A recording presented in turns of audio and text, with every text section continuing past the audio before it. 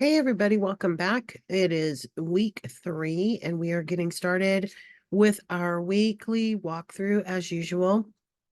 This is a little bit of a different week in ENG107 in that we do not have a discussion board this week. So everything will be due on Sunday night, but please do not wait until Sunday night to start your work. Some of you have learned in the past couple of weeks that that is sometimes a recipe for disaster because things always go wrong at the last minute. In honor of many of you who are experiencing that kind of weather right now, I am channeling my inner winter, even though, as most of you know, I live in Orlando, Florida. We did have a cold front. I almost froze to death yesterday. It was 30. I know that that doesn't even sound remotely bad to any of you, but for us, it's a little rough. All right, so let's go ahead and take a look at what we're doing. This week is, as I said, week 3, and the topic is ideas, which is always a good topic. As usual, you will want to read through the overview carefully and then proceed to the readings and resources. As usual, you will find a takeaway. This week we have a quote from Winston Churchill. In the next section, of course, you have your readings and articles and videos to watch.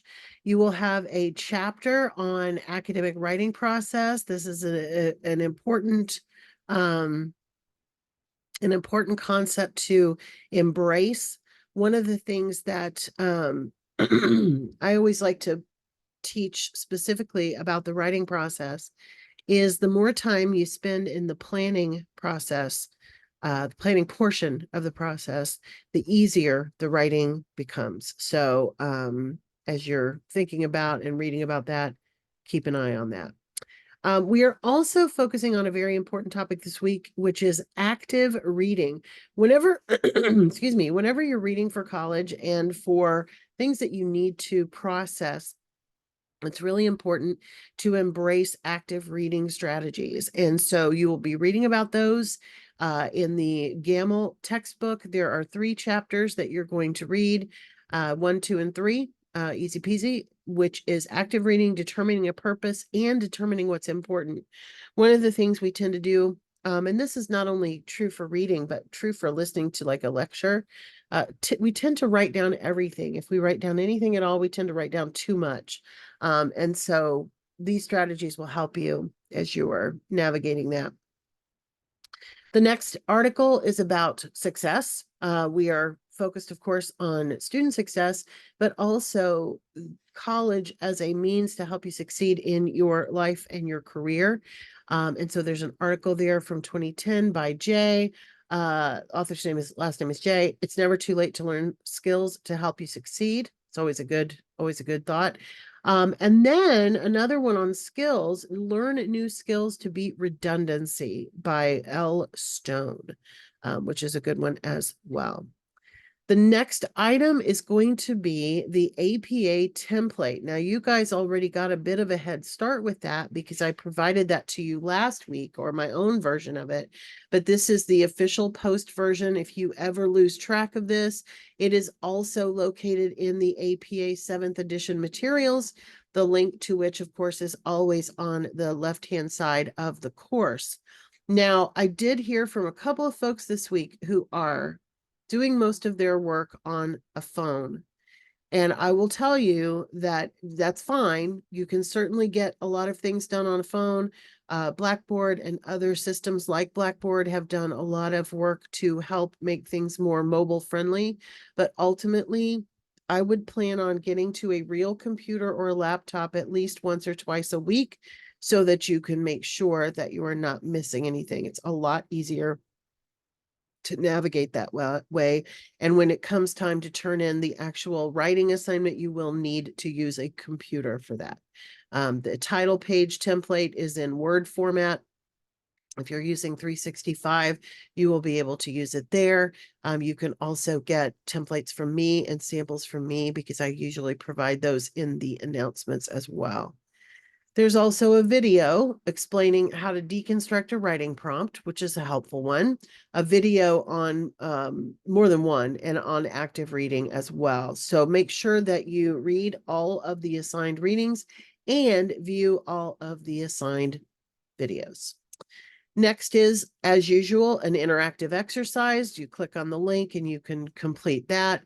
And then you have your 2 graded assignments. So this week you have, instead of a discussion board, you have a journal entry, which we've done before, and then you have a new actual writing assignment. And this time, again, that template is linked here for you, and there is an assignment sheet, which we'll go over here in a second.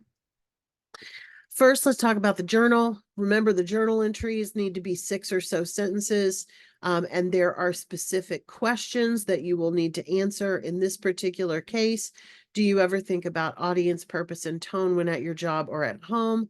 What is confusing you about audience purpose and tone? And what is important about audience purpose and tone?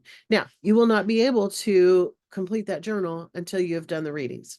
So remember, my slogan is learn before you earn. So you have to learn the material before you earn any points for it. So make sure that you do all the readings and videos before tackling the journal, okay? Because it is about the concepts that you're going to be focused on in learning about writing processes and active reading.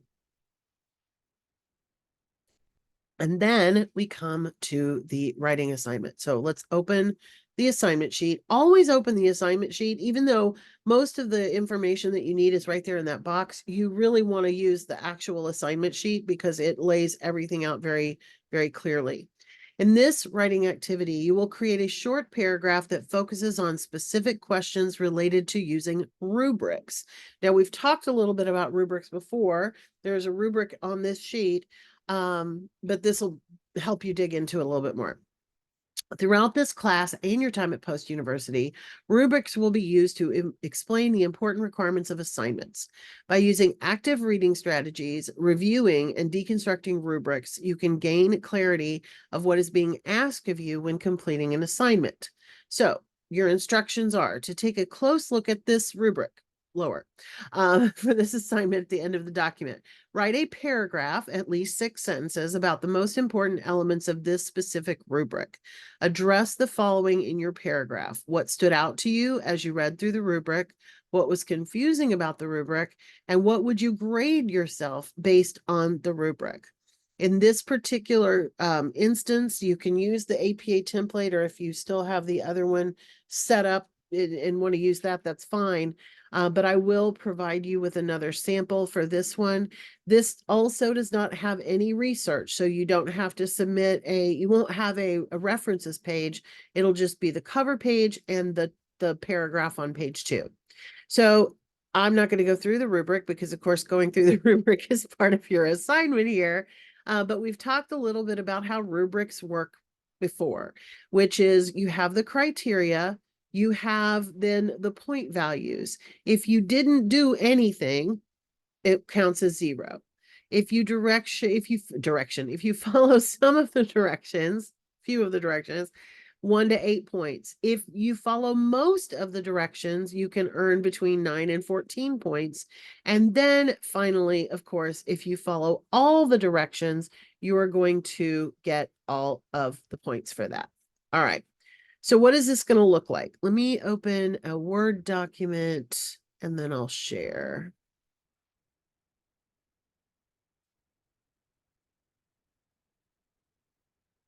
Okay, let me get back to the sharing. Add something here. All right, so I will have, there we go.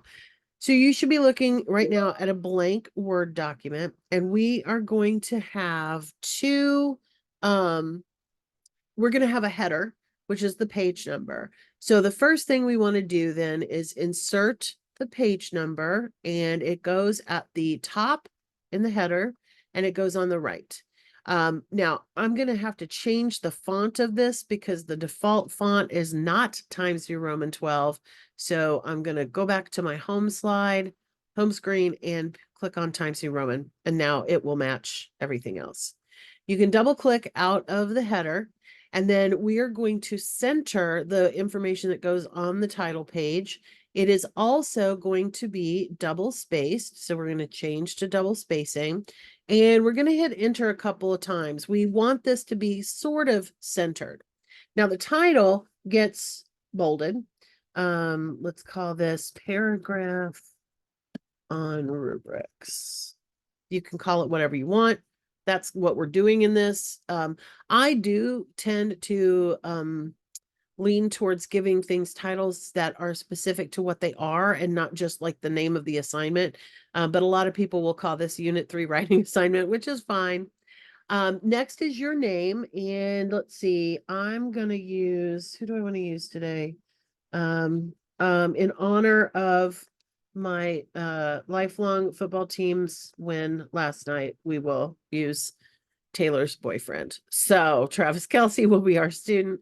We're going to have the Department of English, comma, post university.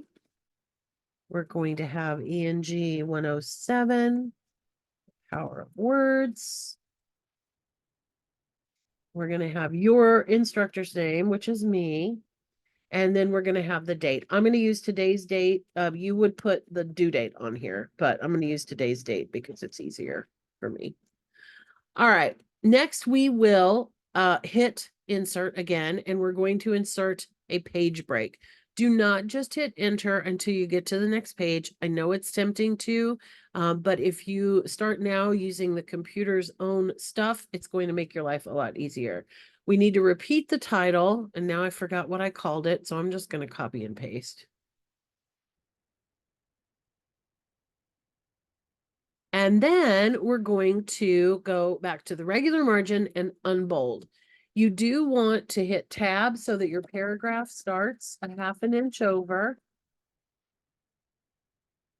You want to answer all the questions. Now, 6 sentences will roughly tend to be at least a half of a page. It might be a little bit longer than that. I'm just going to type some out here and end it. Okay. Because we don't need a references page, that's all we have to do. So we are ready. I'm going to save this brilliant piece of writing, and I'm going to call this sample for week 3, ENG107. All right, we're going to save that. And then as a reminder, when you are ready to turn it in, I'm going to go ahead and close this because we don't need it. When you are ready to turn it in, you're going to come back over here and click on the assignment and upload files. Remember, you don't want to hit share. You don't want to do any of that. You want to get the document from your documents. You will agree to submit your work to the Global Reference Database and click submit. When you see this, it'll give you like the little preview. Now, some people get very upset because the preview doesn't look right. For example, notice that on the preview window, my page number is now over on the left-hand side. Don't worry about that. The preview window is often a little wonky, but typically it's close. Like, it didn't really change anything else. So everything is fine. I'm ready to go. There's your walkthrough for week 3. As always, if you have any questions, please reach out. You can ask public questions on the Ask the Instructor. And then, of course, if you have individual questions about something that you don't want to share with the rest of the class, make sure that you send me an email. All right. In the meantime, I wish everybody a happy week 3 and hopefully some non-scary winter weather for this week. So everybody take care. Have a great week. And don't forget that tomorrow night, Tuesday evening, is our next workshop.